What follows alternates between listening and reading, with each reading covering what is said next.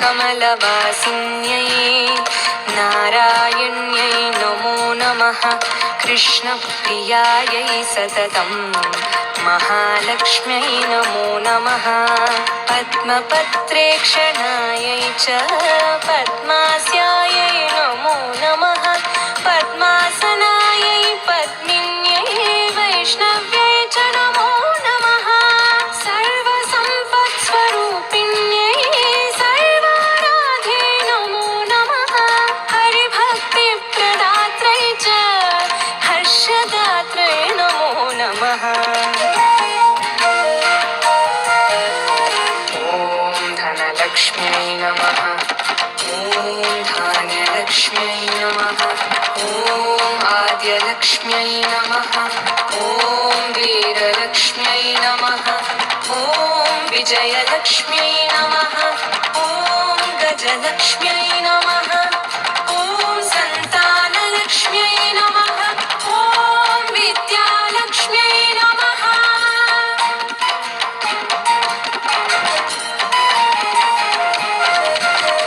कृष्णवक्षः स्थितायै च कृष्णेशायै नमो नमः। चन्द्रशोभास्वरूपायै रत्नपद्मे च शोभने सम्पत्यधिष्ठातृदेव्यै महादेव्यै नमो नमः। नमो वृद्धिस्वरूपायै वृद्धिदायै नमो नमः। वैकुण्ठे या महालक्ष्मीः या लक्ष्मीः क्षीरसागरे स्वर्गलक्ष्मीरिन्द्रगेः राज्यलक्ष्मी नृपालये। धनलक्ष्म्यै नमः।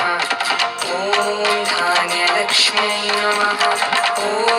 आद्यलक्ष्म्यै नमः। वीरलक्ष्म्यै नमः। विजयलक्ष्म्यै नमः। गजलक्ष्म्यै नमः। सन्तानलक्ष्म्यै नमः।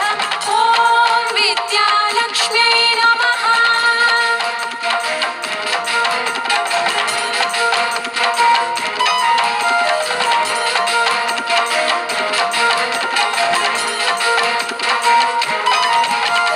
गृहलक्ष्मीश्च गृहिणां गेहे च गृहदेवता सुरभिः सागरे जाता दक्षिणा यज्ञकामिनी अदितिर्देव माता त्वं कमला कमलालये स्वाहा त्वं च हविर्धाने कव्यदाने स्वधा स्मृता त्वं हि विष्णुस्वरूपा च सर्वाधारा वसुन्धरा शुद्धसत्त्वस्वरूपा त्वं नारायणपरायणा।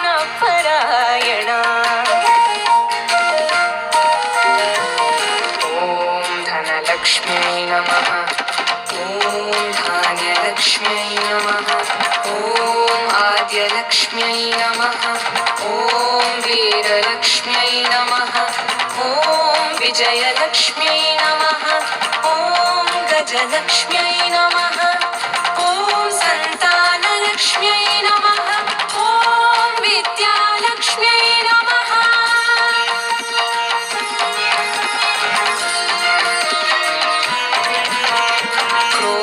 क्रोधहिंसावर्जिता च वरदा शारदा शुभा परमार्थप्रदा त्वं च हरिदास्यप्रदा परा यया विना जगत्सर्वं भस्मीभूतमसारकं जीवन्मृतं च विश्वं च शश्वत्सर्वं यया विना सर्वेषां च परा माता सर्वबान्धवरूपिणी धर्मार्थकाममोक्षाणां त्वं च कारणरूपिणी।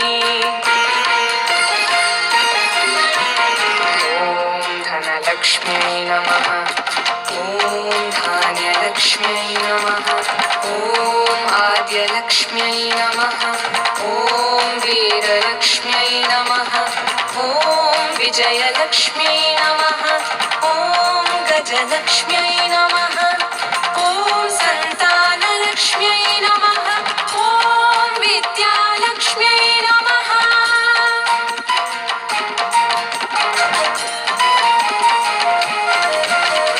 यथा मातास्तनान्धानां शिशूनां शैशवे सदा तथा त्वं सर्वदा माता सर्वेषां सर्वरूपतः मातृहीनस्तनान्धस्तु स च जीवति दैवतः त्वया हीनो जनः कोऽपि न जीवत्येव निश्चितम् सुप्रसन्नस्वरूपा त्वं मां प्रसन्ना भवाम्बिके वैरिग्रस्तं च विषयं देहि मह्यं सनातनी धनलक्ष्म्यै नमः ॐ धान्यलक्ष्म्यै नमः ॐ आद्यलक्ष्म्यै नमः ॐ वीरलक्ष्म्यै नमः ॐ विजयलक्ष्म्यै नमः ॐ गजलक्ष्म्यै नमः ॐ सन्तानलक्ष्म्यै नमः ॐ विद्यालक्ष्म्यै नमः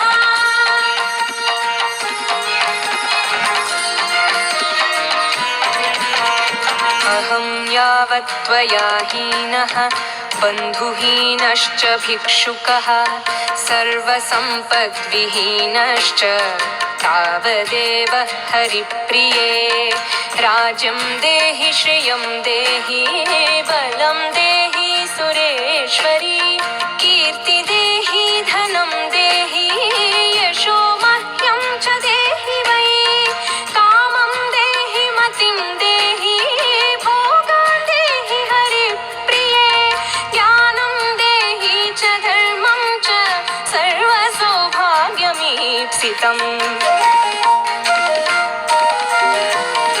ॐ धनलक्ष्म्यै नमः ॐ धान्यलक्ष्म्यै नमः ॐ आद्यलक्ष्म्यै नमः ॐ वीरलक्ष्म्यै नमः ॐ विजयलक्ष्म्यै नमः ॐ गजलक्ष्म्यै नमः ॐ सन्तानलक्ष्म्यै नमः ॐ विद्यालक्ष्म्यै नमः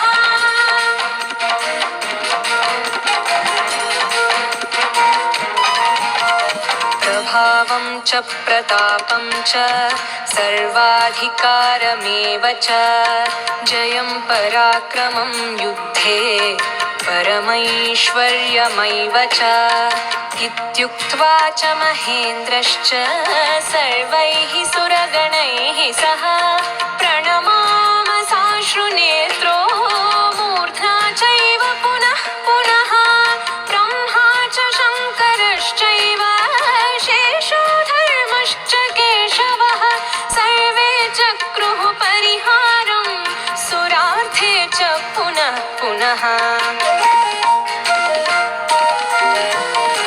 ॐ धनलक्ष्म्यै नमः ॐ धान्यलक्ष्म्यै नमः ॐ आद्यलक्ष्म्यै नमः ॐ वीरलक्ष्म्यै नमः ॐ विजयलक्ष्म्यै नमः ॐ गजलक्ष्म्यै नमः ॐ सन्तानलक्ष्म्यै नमः ॐ विद्यालक्ष्म्यै नमः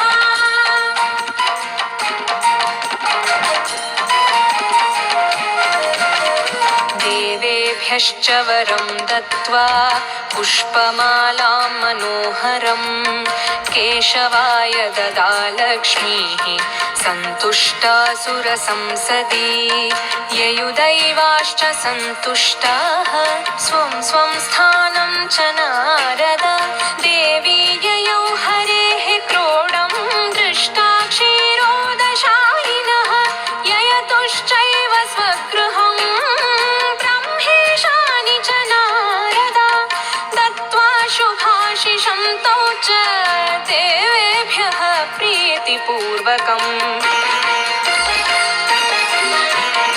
ॐ धनलक्ष्म्यै नमः ॐ धान्यलक्ष्म्यै नमः ॐ आद्यलक्ष्म्यै नमः ॐ वीरलक्ष्म्यै नमः ॐ विजयलक्ष्म्यै नमः ॐ गजलक्ष्म्यै नमः ॐ सन्तानलक्ष्म्यै नमः ॐ विद्यालक्ष्म्यै नमः